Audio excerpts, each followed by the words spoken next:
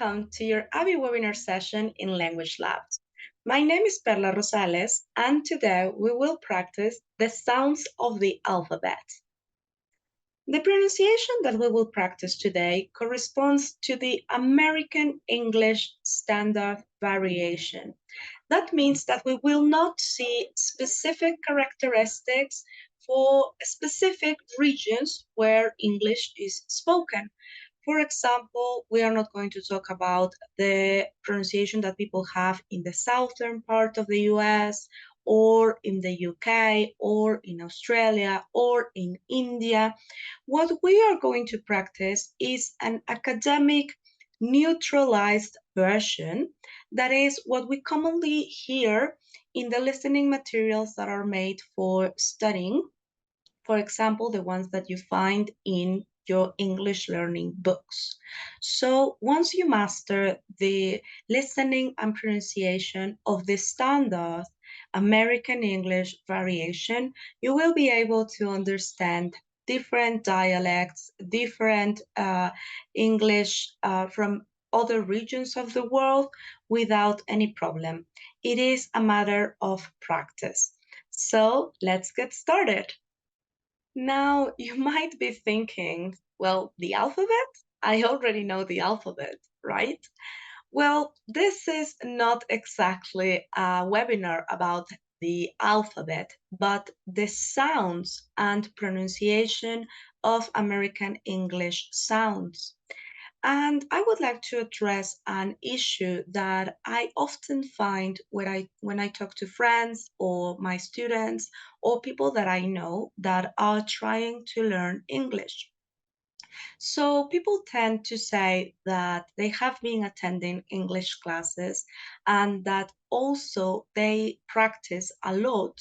But whenever they are in front of a native speaker or they try to speak, they freeze and the English just doesn't work and they are not able to speak. So they feel really frustrated and they think, why? Why is this happening?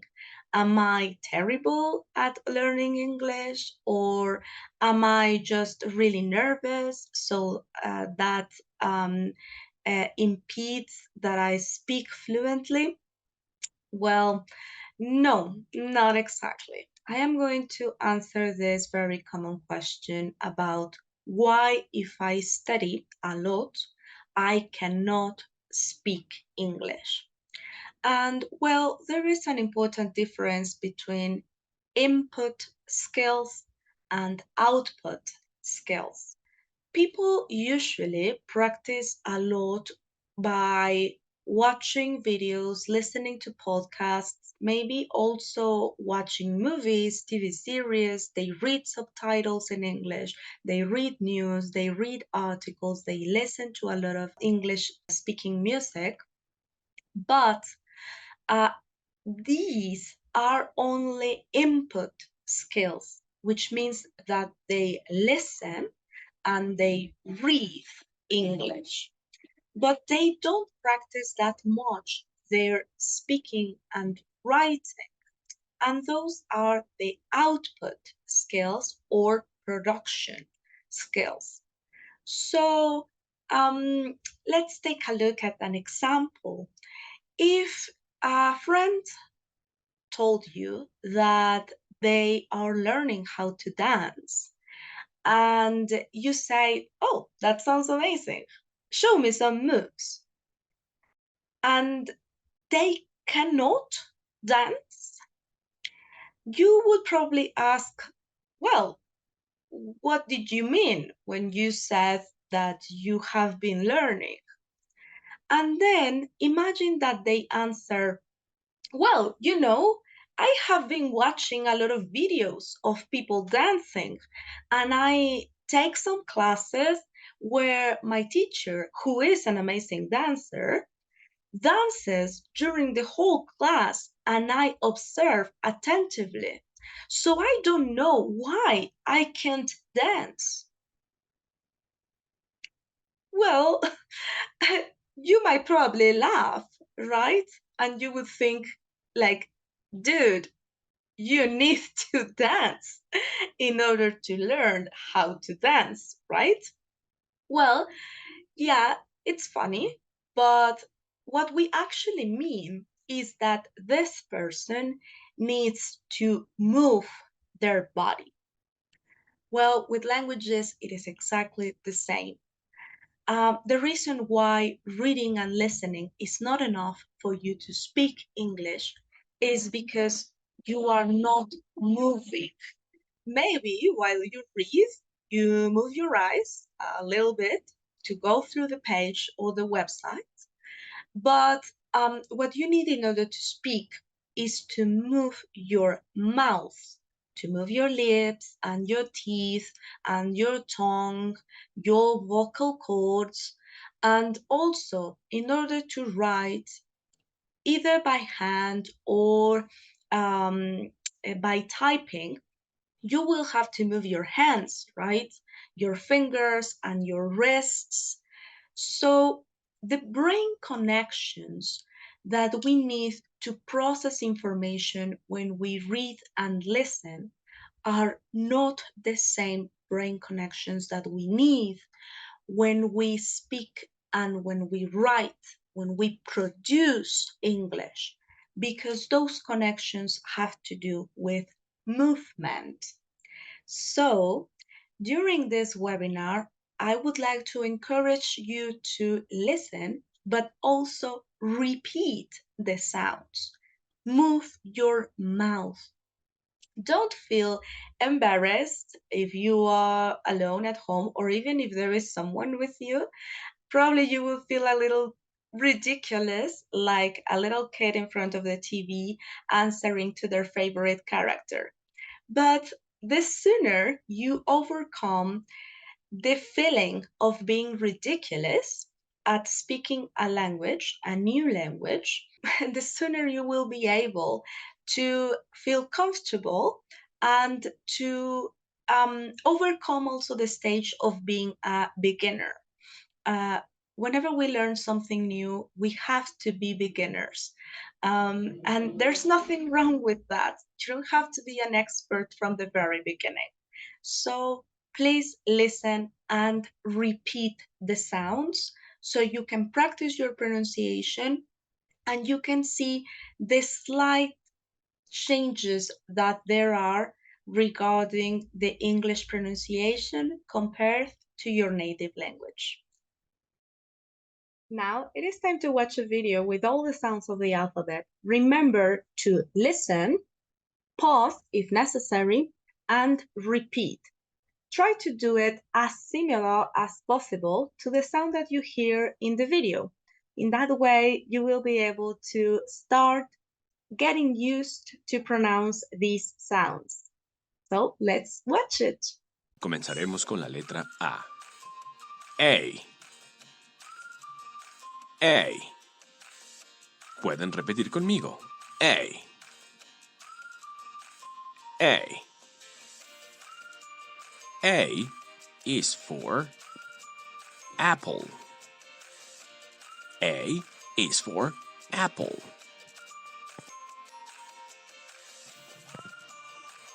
B. B. B is for balloon. B is for balloon. C. C is for cat. C is for cat. D. D is for dog. D is for dog. E. E is for elephant. E is for elephant. F. F is for flower. F is for flower. G. G is for goat. G is for goat. H. H is for hat. H is for hat. I. I is for ice cream. I is for ice cream. J. J is for jacket. J is for jacket. K. K is for kite. K is for kite. L. L is for lion. L is for lion. M. M is for moon. M is for moon. N. N is for night. N is for night. O. O is for octopus. O is for octopus. P. P is for pig. P is for pig. Q. Q is for queen. Q is for queen. R. Y aquí es necesario hacer una pequeña pausa. Muchas personas cuando están aprendiendo el idioma inglés confunden mucho la pronunciación de la letra R, que es R, y mencionan Hay que recordar que no es correcto. La pronunciación correcta es R. Ahora sí podemos continuar. R is for rabbit. R is for rabbit. S. S is for snake. S is for snake. T. T is for tree. T is for tree. U. U is for umbrella. U is for umbrella. V. Y aquí es necesario hacer otra pequeña pausa. La gente que está aprendiendo el idioma inglés, en lugar de decir V, dicen B. ¿Cuál es la diferencia? Existen dos letras en el alfabeto. Existe la letra B y la letra V. La primera letra la vamos a pronunciar de manera B. B. Y la segunda la vamos a pronunciar como V. V. Recordemos, la primera vez se pronuncia B y la segunda es V. Ahora sí, podemos continuar. V is for violin. V is for violin. W. W is for wagon. W is for wagon. X. X is for xylophone. X is for xylophone. Y. Y is for yo-yo. Y is for yo-yo. Z. Z is for zebra. Z is for zebra. Hi, now that you have listened to the different alphabet sounds, we are going to address specific problems that are common for Spanish speakers like myself. So, one of them is the pronunciation of English vowels. In terms of spelling, and this is something that is not mentioned a lot, the vowels are the same. I mean, the letters are the same. But the pronunciation of these letters in English can be really, really different. So, not only because of the name of the letter and how the name of the letter is pronounced, but also because depending on the word, you might find different pronunciations for the same spelling. So, it is important in order to develop this pronunciation characteristic that you listen to native speakers talking at the same time that you read what they are saying. Movies with English subtitles are great for this, but also karaoke. So you would be doing the same, listening at the same time that you read. By doing that, you would be linking the spelling with the specific pronunciation of that word in that English variation.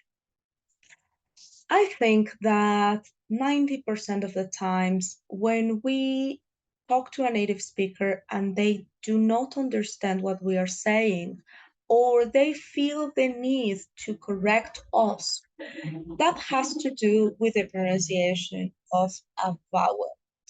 And why does that happen? Well, it is not the same to talk about a beach compared to talking about a beach. Because the first one is the fun place where you go, get a tan, play with the sand, and swim for a while. And the second one is either an animal or an insult. Little differences like this have to do with the pronunciation of relaxed vowels versus articulated vowels. There is another classification of these that divides them into short and long vowels, but I don't really like this one because when you don't know the correct pronunciation, you would be pronouncing the same sound and only making it longer or shorter. And that is not exactly what happens.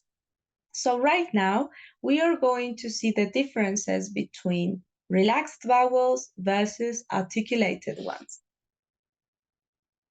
In order to understand the vowel sounds that we have in English, we are going to take the 5 vowels that we have in Spanish and we are going to make 10 out of them.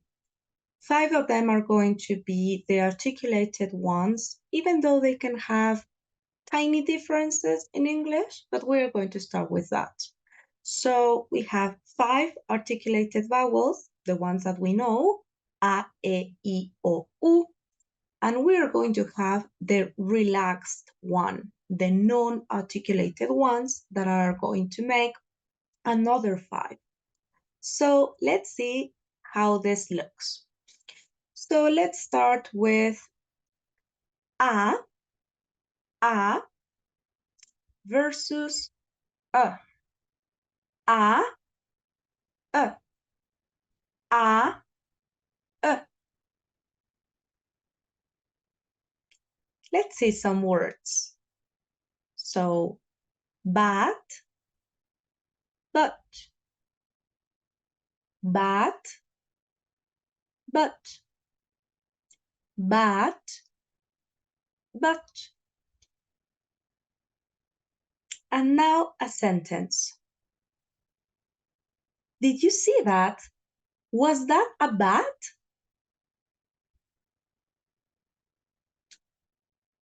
I don't know, but maybe yes, we are in a cave. Now, e, e, e, e, e, e. Beth, bird, Beth, bird, Beth, bird. Oh, it is really late. I'm going to bed.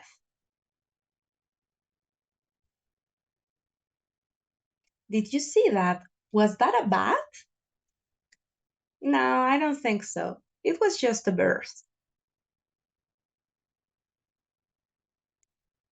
E, I, E, I. Seat, sit, seat, sit. Oh, come on in and take a seat.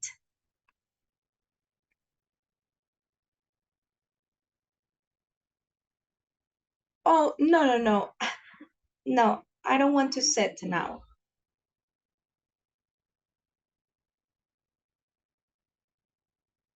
O, O, uh, O, uh, O, uh, home, top, home, top. I'm so sorry. I'm going home.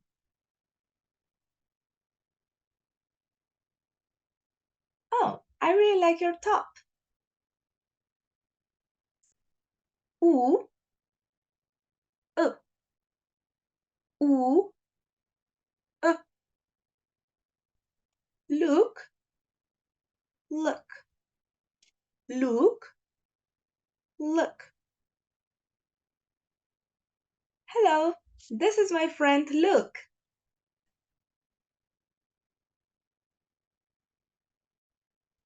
Look at the sky. Isn't it beautiful?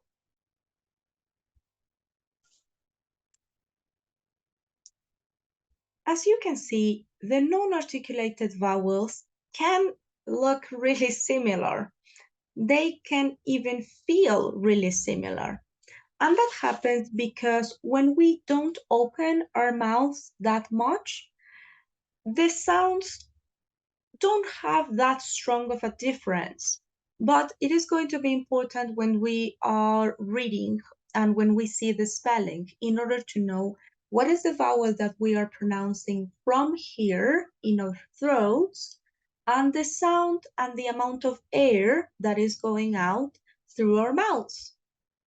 And English is a non-articulated type of language compared to Spanish. In Spanish, we move and we articulate a lot. And I can show you an example of that. In order to reduce my accent when I speak English, what I try to do is not to open my mouth that much as I would do when I am speaking Spanish. So I can say something like, I love learning and speaking English versus I love learning and speaking English. By not opening my mouth that much, my accent immediately decreased and my pronunciation sounded a little bit more natural or more native-like. So practice your articulated vowels by opening your mouth and making the move of your lips very strong and very evident versus the non-articulated ones by keeping your lips almost in the same position while you try to pronounce the vowel with your voice only, okay? You can practice with these minimal pairs or you can look for some others online. And finally, I would like to close the webinar with some differences between consonants that we pronounce in Spanish versus how they are pronounced in English. The first two are the T and D. In Spanish, what we do is that we place our tongue in between our upper and lower teeth. So let's imagine that these are my upper teeth, these are my lower teeth, and my tongue is here in the middle, right? So in Spanish, I would pronounce te and de. But in English, I am not going to do that. What I am going to do is that my tongue is going to be behind my upper teeth. And it is going to push or hit my teeth from behind. So what I do is that I place my tongue behind my teeth and the sound is going to be stronger. So I pronounce T, T, T, and also D, D, D. So in certain words like tomorrow, I don't pronounce tomorrow. I pronounce tomorrow, tomorrow. Or for example, day, day, I don't pronounce they, they. I pronounce day, day. This is a great day. Okay. Another difference that is important is the sound of V, V. In Spanish, we don't actually make a difference between B and V. So I pronounce barco and vela. But in English, the V sound is important. So I don't say very because that could be confused with a fruit. I pronounce very. This is very good. That is the reason why, as well, some singular nouns that end with an F that has a very similar articulation in the mouth are changed in the spelling to a V when they become plural. That is the case of wolf and wolves, and also wife and wives. Then we have the TH sound, that is a compound consonant sound because it is compound of two letters, the T and the H. And that one is pronounced similar to a D in Spanish, but it is going to have a flow of air. So we pronounce, for example, then, or they. So you can practice this so it doesn't sound like a regular D from Spanish. And then we have the Z sound that is not like the S sound. Again, we don't have a difference between these two sounds in Spanish. But with an S, what you do is that you place your upper and lower teeth together like this, right? So you pronounce school or smart or Spanish. But what you are going to do with the Z is that you need that buzzing sound, like a bee that is flying, right? So in order to pronounce that, instead of putting your upper and lower teeth closely together, you are going to leave a space. You can also slide a little bit while you pronounce, so the sound is correct. So for example, sorry, I cannot go. I have a Zoom call. I have a Zoom call. So what I do is that I slide my teeth a little bit so the sound is better. Okay, and then we have a difference in the sound that we usually found with the letter J versus the letter Y. The letter Y is usually pronounced softly, like another vowel. So I pronounce you, I love you, you. Or this is yours, yours. And it is very soft. Compared to the J sound that has again the tongue against the teeth, hitting a little bit to make the sound. So we pronounce j, j, j. And that means that it is not the same to say jet, jet. Oh, that's a nice flying jet. Versus yet. I haven't finished yet. So by taking a look at these differences in the consonants, you will be able to pronounce better and be less confusing when you are talking to native speakers. So practice a lot. You can repeat this video so you can practice with the movements and the correct articulation in the mouth. Thank you very much for attending this ABI webinar session in Language Labs. I hope these sounds of the alphabet are easier to pronounce, and the more you practice, the better you will get at them.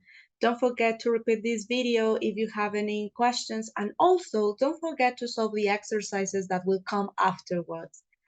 Thank you very much. My name is Perla Rosales again, and see you next time.